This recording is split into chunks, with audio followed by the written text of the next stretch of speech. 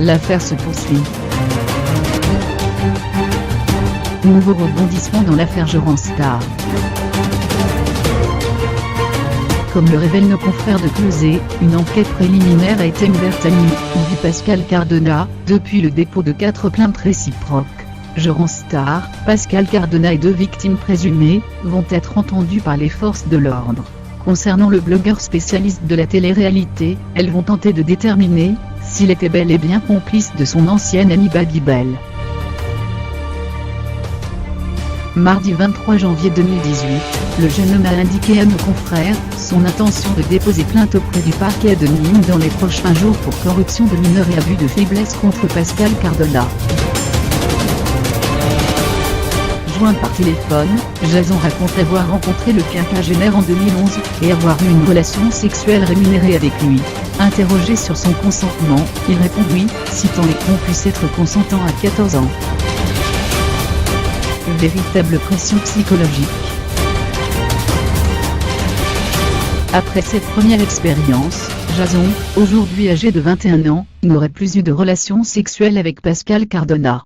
Toutefois, le jeune homme aurait quelque temps fait partie de son harem comme il l'explique. Il a réussi à me manipuler, à faire que j'aille toujours dans son sens, c'était une véritable pression psychologique. Lors des fameuses soirées chez Babybel, Jason n'était semble-t-il pas le seul jeune homme invité à finir dans les bras de l'autre. À chaque fois, un jeune y passait.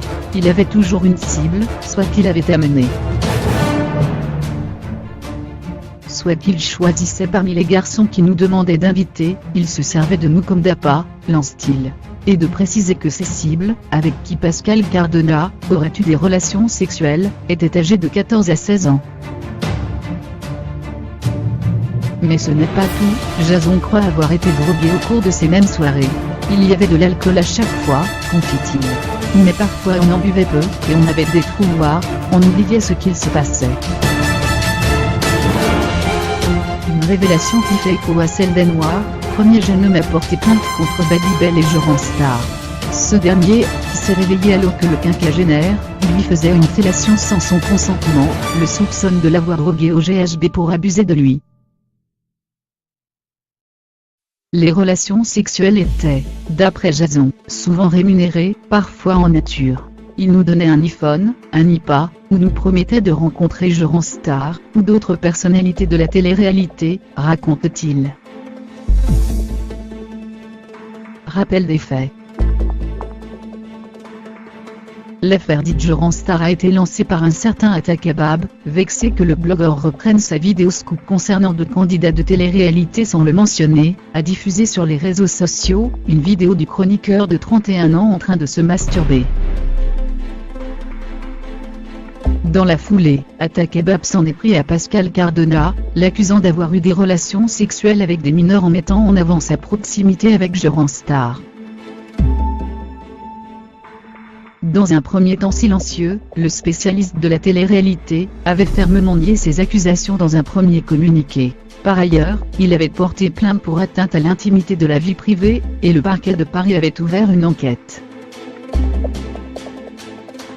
Peu après, un certain Anouar a à son tour saisi la justice.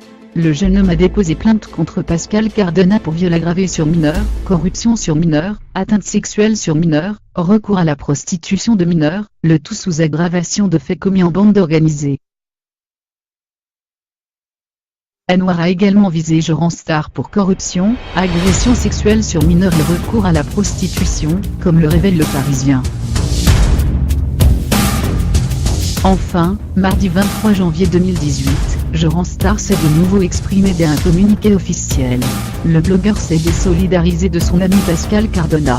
De son côté, Babybel, menacé de mort, réfute les accusations dont il fait l'objet.